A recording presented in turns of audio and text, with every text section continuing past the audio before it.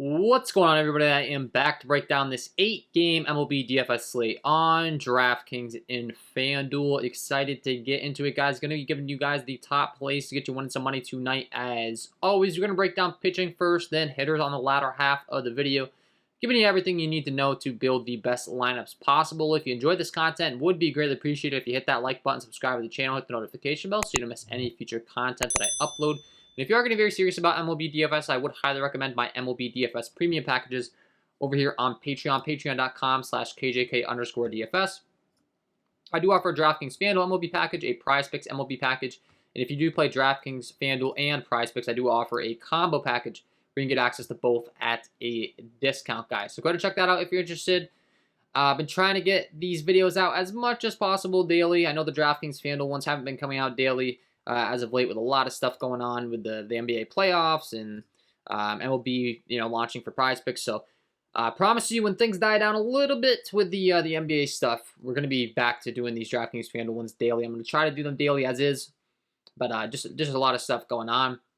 So lastly, this video is brought to you by PrizePicks. If you haven't checked out PrizePicks, would highly recommend you do so. It's a player props website and app where you can win money off of picking the over and under on things like player strikeouts, first in the runs allowed, pitching out, pitcher fantasy score, hitter fantasy score, etc. Go to use that promo code KJK DFS to receive an instant match deposit up to $100 on your first deposit today. Again, that is code KJK DFS. Go to lock that in, get that free money offer, and start winning some money over there on PrizePicks, guys. I'll be giving out picks on the channel for that as well. So, without further ado, let's get into it. As always, we're going to go ahead and sort my sheet by K rate. It's fantasy sports. We get points for strikeouts. Figure out the top guys on the slate that we can target for arms, and then we'll break down hitters the second half of the video. And don't forget to stay tuned to the end of the video for my home run call of the day, fan favorite segment on the channel. Guy that I'm picking to go deep. So our top guy on the slate today is going to be Shohei Ohtani, taking on the Cleveland Guardians. He comes in with a 30.4% K rate overall, 13% swinging strike rate, 34.1% K rate to righties, and a 26.9% K rate to lefties. Has been very good, and he does get a pretty nice matchup here taking on this Cleveland Guardians team that is not exactly the most talented team in the league. They do only have a 3.07 implied run total tonight, and as far as his strikeout upside and everything, it's definitely going to be there taking on this team. They do not scare me whatsoever. Looking at their lineup up and down as far as the K rate's concerned, they do have quite a bit of strikeouts throughout, and Ohtani has been very good to start the season. So that's obviously, good form. Everything's matching up here. Last time out, he had 12 strikeouts against that Houston Astros team, which is a team we really don't like to target all that much for strikeouts. So that just goes to say, Ohtani's always got the upside, and now he actually gets a better matchup. He is a very heavy favorite in this one as well.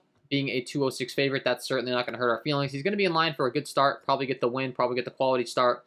All those things you're looking for out of your starting pitcher. So he's the first guy that I want to talk about today. Definitely going to be a viable option. Next on the list, we have Christian Javier taking on the Texas Rangers. He comes in with a 29.3% K rate overall with a 34.7% K rate to righties and a 23.7% K rate to lefties. So we do prefer to target him against very right-handed heavy lineups. If at all possible, the K rate just climbs up a lot more against those right-handed heavy lineups. When you're breaking down as far as the Rangers are concerned, they do have quite a bit of lefties in there. So that's a little bit less than ideal, obviously, here. And then when you're looking at Javier as far as his pitch count and everything, how long he's going to go and how deep in these games he's going to go, he's only been reaching up to around 55 pitches or so a game. So just a little bit concerned about the workload when it comes to him. You do get him at a discount. He does have pretty good strikeout stuff against those right-handed bats, but like I said, there are quite a bit of lefties. So not too sure he's going to be a top option of mine tonight when you factor in all these things. I think I'd much rather go to some of these other guys we're going to talk about. Joe Ryan, taking on the Detroit Tigers, has a 28.8% K rate overall with a 12.8 swinging strike rate, a 37.8% K rate to righties, and a 19.2% K rate to lefties. So very similar to Javier, who we just talked about.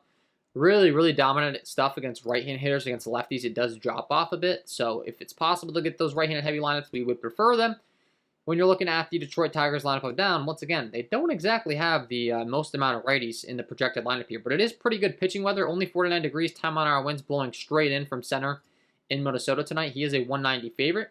And looking at his recent form as far as, his pitch count, how deep he's been going into games, the results, all that fun stuff, has been getting up there in the mid-80s in pitches, 5 strikeouts and 7 strikeouts the last 2 times out with 0 and 1 earned runs. So has been pitching very effectively, and he's up there in the mid-80s in Detroit, while, obviously we would prefer that there's a few more righties in the lineup. When you look up and down, there are a lot of strikeouts to be had throughout here. So I do think that Joe Ryan's a pretty great option. 190 favorite, expected to get the win, has the pitch count up.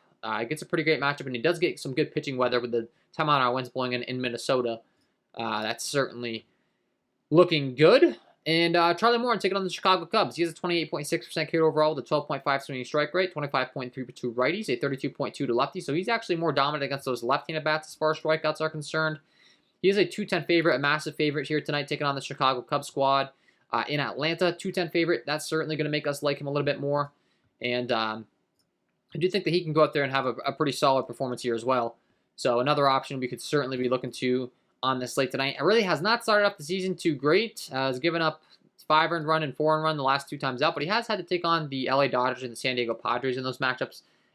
Not exactly the easiest of lineups to be facing. I would definitely say that Chicago is a bit of an easier matchup for him tonight. And then when you're looking at the strikeout rate up and down this Chicago Cubs lineup, there is plenty of strikeouts throughout. I mean, Seiya Suzuki, Wilson Contreras, Ian Happ, all 27+% in K rate. VR has a 25% K rate. Patrick Wisdom has a 36% K rate. So I do think that Charlie Morton's definitely in a good position for a bounce back performance here. He's someone that I would certainly look to. Tyler Wells taking on the New York Yankees is a guy I don't really want to be targeting. The Yankees have a pretty high implied run total. I mean, he does have decent strikeout stuff, I will say. Obviously, he's pretty high up there on the list as far as the strikeout stuff's concerned. And then you're looking at the leash that they've been giving him as far as, how deep he's pitching into these ball games. You can see he's only been right around 50 pitches, though. So he's really cheap. Maybe you can take a chance on him while the Yankees do have a really good lineup up and down as far as power is concerned. They do offer their fair share of strikeouts. They definitely added some low strikeout bats to, mitigate that strikeout upside a little bit. But it's also terrible pitching weather with 19-mile-an-hour winds blowing out the center in Yankee Stadium, which is a pretty good home run hitter ballpark. So I think he's a high-risk, high-reward option. If you want to go to him in your tournament lineups, I don't hate it, but not too high on him. I'd much rather go to the other pitcher in this game, and Jordan Montgomery taking on the Orioles, who do have a pretty high K rate with a 24.4% K rate overall against righties and a 23.2% K rate to lefties. I think that's good enough stuff to get it done against this Baltimore Orioles lineup. That's really not the strongest, obviously, in the league. They only have a 3 implied run total. And while the weather isn't exactly the greatest, obviously we're banking on the strikeouts, and the Orioles are one of the best strikeout lineups to target in the entire league. I mean, literally every single one of these guys in the lineup has a 20+% K rate, except for Austin Hayes against left-handed pitching. So I do think the strikeout upside is really there, and he is a 258 favorite. Once again, a very heavy favorite. The only thing that's a little bit unfortunate is the pitching weather, but I still think he's going to be a high upside option against this Orioles. Offense tonight, you have Pablo Lopez taking on the Washington Nationals with a 24% K rate overall, 29.7% K rate to righties. It really dips down against those lefties, though, with only an 18.7% K rate to those lefties. So, we do prefer to target him against right-handed heavy lineups if at all possible. And the Nationals are a pretty right-handed heavy lineup for the most part. I mean, towards the bottom of the order at least. I mean, they do have a lot of lefties in between, though, with the switch hitters that they have up and down their lineup. So maybe I should be careful of my words. But they do only have a 3.21 implied run total. And they do offer a pretty friendly matchup for the most part. I mean, I'm not too scared about this Washington lineup up and down compared to some of these other lineups throughout the league. The problem is they don't really strike out that much. So the strikeout upside's a little bit limited, in my opinion, when you're targeting Pablo Lopez. So for me, like some of the other options we've already talked about, have much better strikeout matchups. So I think I'd much rather be going there tonight. But he did get up to 100 pitches last time out, 9 strikeouts against the St. Louis squad. That's not exactly the highest strikeout team either. So I think you could bet on the talent with him. Obviously, we'd prefer the matchup to be a little bit better when it comes to the strikeout stuff. But yeah, if you want to bet on the talent, I don't hate it. Then we have some other matchups with some, high strikeout stuff. Sammy Long taking on Oakland. Not exactly the most talented pitcher of the bunch as we're moving down the list here, and he's really just an opener is the problem. His pitch count's not going to be there. We have Jacob Junis expected to be the long reliever here. So maybe if you want to get creative and play some Jacob Junis in your tournament lineups as a long reliever, that might be a low-owned play that other people aren't on. It only shows the probable pitchers over here on FanDuel. On DraftKings, it shows the long relievers. But if you go ahead and just uncheck the only show probable pitchers and we pull up his salary, he's 7'9", though, which is a problem in the mid-range. I mean, I guess he put up 33 FanDuel points last time out against Washington through 5 innings pitched, 4 strikeouts. And like I said, you are getting a nice, cheap ownership discount on him, I would anticipate, in a really good matchup, taking on Oakland that strikes out a ton. But he's 6'7", you look around that range, I mean, it doesn't take too much up too much more to get up to like a Michael Pineda. Charlie Morton at 7-7, who's the actual starter that should have a longer leash. So Jordan Montgomery at 7-8.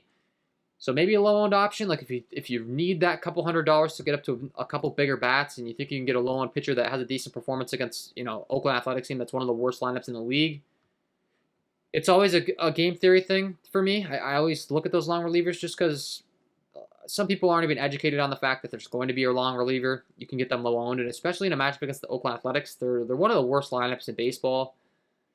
So it's just something I'm always wanting to kind of throw out there to you guys that are trying to learn about MLB DFS, maybe get contrarian. I mean, the A's are really bad up and down their lineup. 35% K rate for Noose, 28% K rate for Murphy, 34% K rate for Brown, 27% for Kinney. Allen has a 37% K rate. So there's a lot of strikeouts, and he gets one of the best pitching environments in baseball in San Francisco. So this is all got to be factored into your decision-making process as well. San Francisco is a fantastic pitching environment. A lot of red going on in Oracle Park for the most part. Triples and doubles in the gap do grade out as green just because of the death alley options out there. But overall, it still is a very good pitching environment, and it is good pitching weather, only 54 degrees. So just some food for thought, I guess, if you want to get contrarian in your tournament lineups. Obviously, he's not the top option.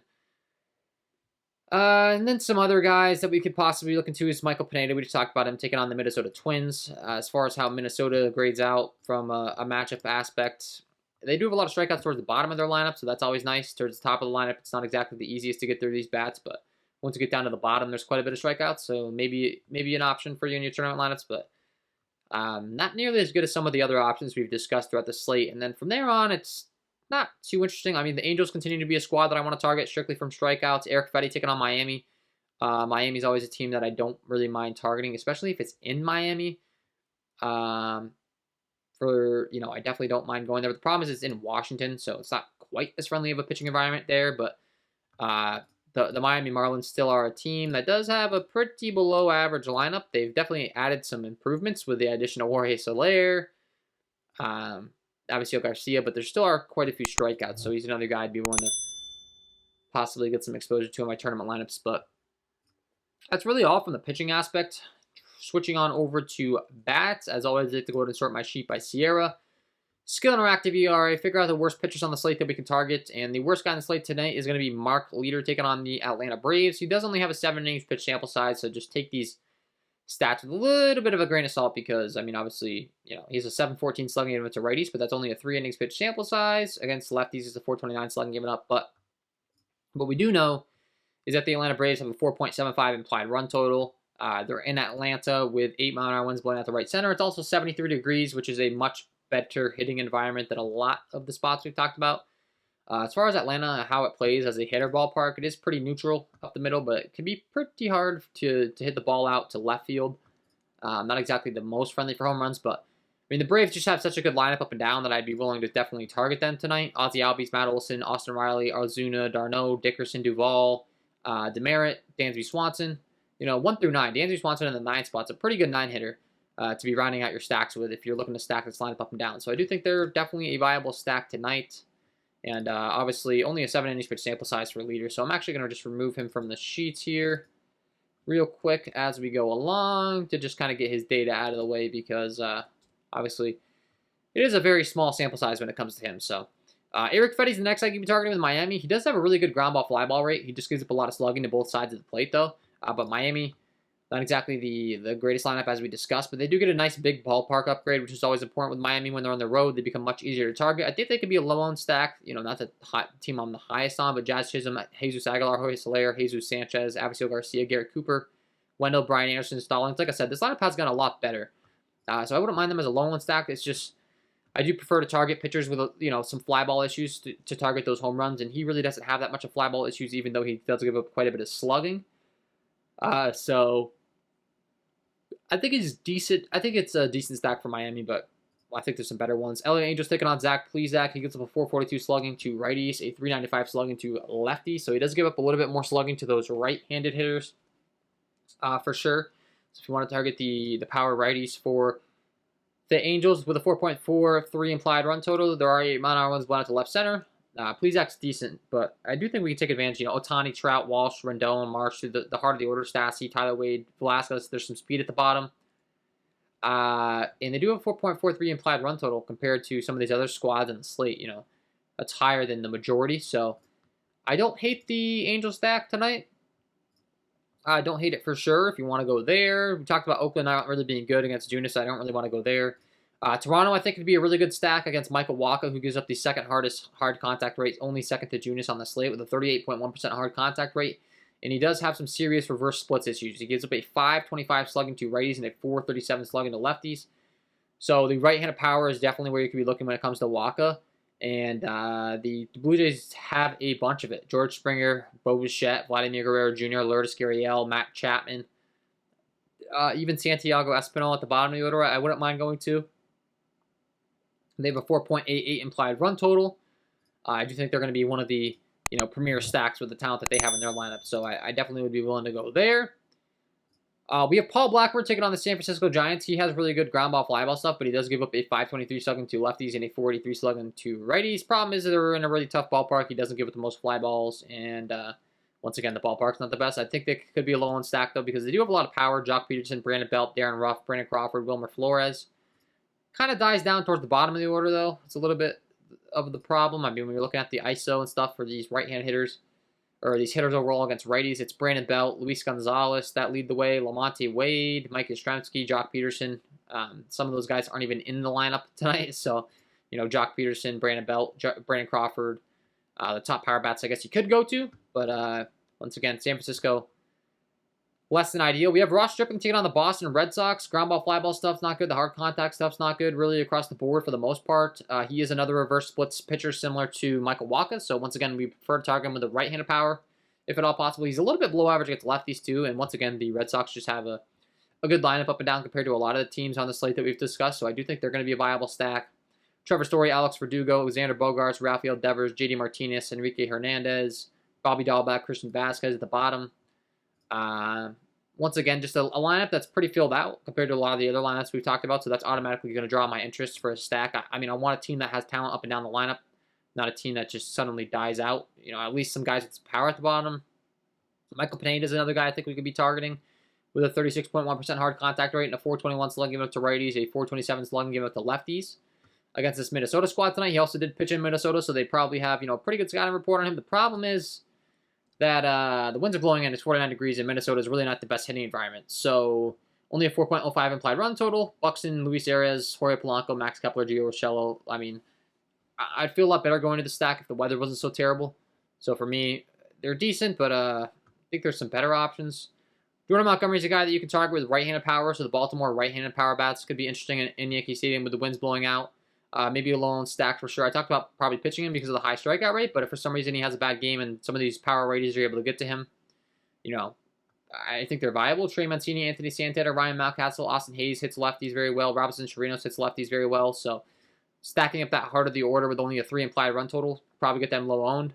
And if for some reason Montgomery goes out there and, implodes and they have a big game with that nice friendly hitting weather, the nice home run ballpark, you could get them low-owned and be looking pretty good in your tournament lineups. These next 3 guys really all have the same story. Javier, Lopez, and Otto.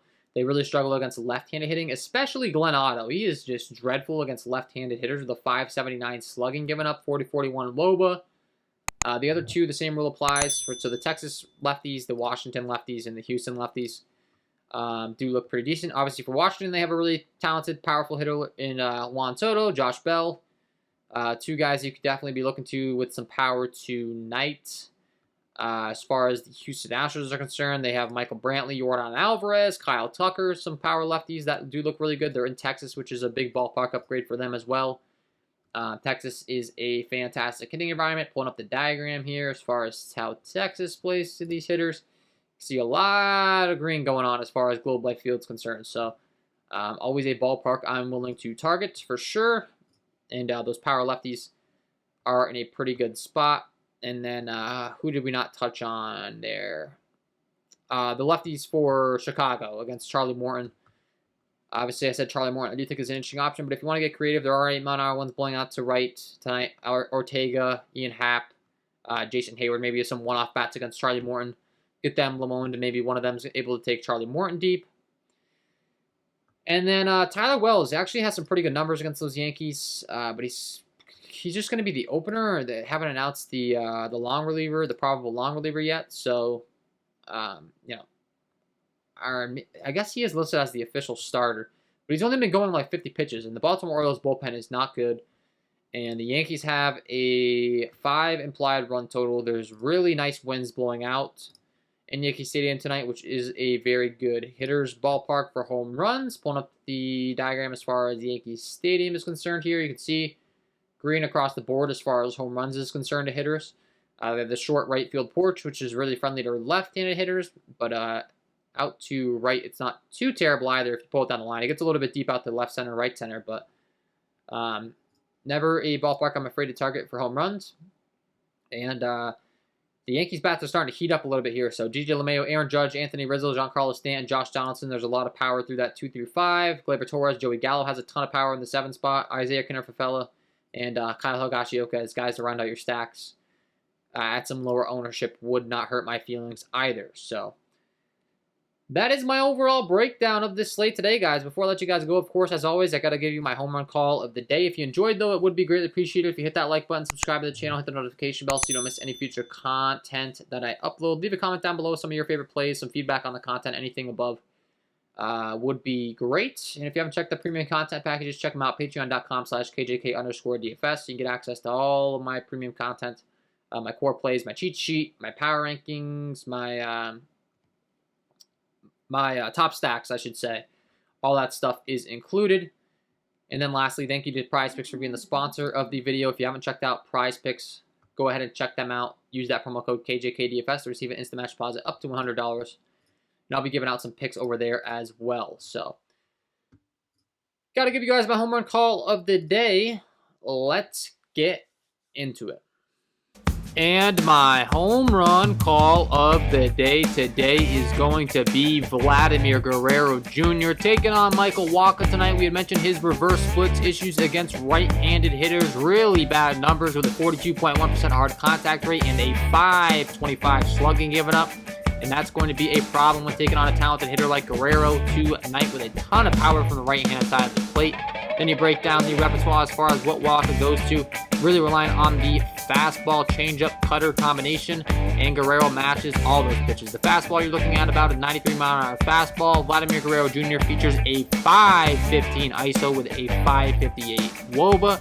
The changeup not an issue either. Guerrero features a .220 ISO with a .368 CX WOBA. And lastly, the cutter, not an issue as well because Guerrero crushes that as well. A .225 ISO with a .404 WOBA. Get him in your lineups because he is my home run call of the day. So yeah, guys, Vladimir Guerrero Jr., get him in your lineups. He's in a fantastic spot here against a reverse splits pitcher that gives up a lot of hard contact to righties, and that is all from me in this one. Hopefully you enjoyed. If you did, hit that like button, subscribe to the channel, hit the notification bell so you don't miss any future content that I upload. Wishing you guys all the best of luck tonight, and we will see you in the next one.